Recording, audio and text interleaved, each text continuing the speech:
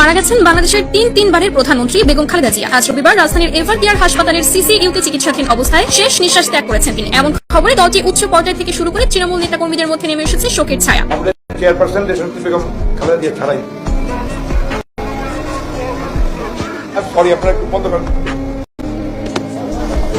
বিস্তারিত মূল ভিডিওতে। গত বৃহস্পতিবার থেকে তার শারীরিক অবস্থার অবনতি ঘটতে থাকলে তাকে দ্রুত এভার কেয়ার হাসপাতালে ভর্তি করা হয়। ব্যক্তিগত চিকিৎসক দলের পাশাপাশি দেশ বিদেশের স্বনামধন্য বিশেষজ্ঞ চিকিৎসকরাও তার অবস্থার উন্নতির জন্য চিকিৎসা সেবা দেন। তবে চিকিৎসার পরও তার শারীরিক অবস্থার কোনো উল্লেখযোগ্য অগ্রগতি দেখা যায়নি। পরবর্তীতে অবস্থার অবনতি হওয়ায় তাকে সিসিইউতে স্থানান্তর করা হয়। এরপর গত শুক্রবার গভীর রাতে তার অবস্থা আশঙ্কাজনক বলে জানান চিকিৎসকরা। এ খবর ছড়িয়ে পড়লে বিএনপি নেতাকর্মীরা হাসপাতালে ভিড় জমাতে শুরু করেন। অনেকেই আপ্লুত হয়ে তাকে বাঁচাতে নিজেদের অঙ্গ দান করার কথাও প্রকাশ করেন। খালেদা জিয়ার পরিস্থিতি জানতে বিভিন্ন রাজনৈতিক দলের নেতারাও হাসপাতালে যান। অন্তর্বর্তীকালীন সরকারের প্রধান উপদেষ্টা ডক্টর মোহাম্মদ ইউনূস চিকিৎসা সেবায় যেন কোনো ধরনের ব্যাঘাত না ঘটে সে বিষয়ে সংশ্লিষ্টদের নির্দেশ দেন। চিকিৎসার অংশ হিসেবে তাকে বিদেশে নেওয়ার কথা বিবেচনা করা হলেও বর্তমান শারীরিক অবস্থার কারণে তা সম্ভব হয়নি বলে চিকিৎসক দল জানিয়েছে। এই অবস্থায় তিনি কোনো মতেই বিমানে করে জার্নি করতে পারবেন না। এই পরিস্থিতিতে খালেদা জিয়ার বড় ছেলে তারেক রহমান বলেন, এই মুহূর্তে আল্লাহর কাছে দোয়া করা ছাড়া আর কোনো পথ নেই।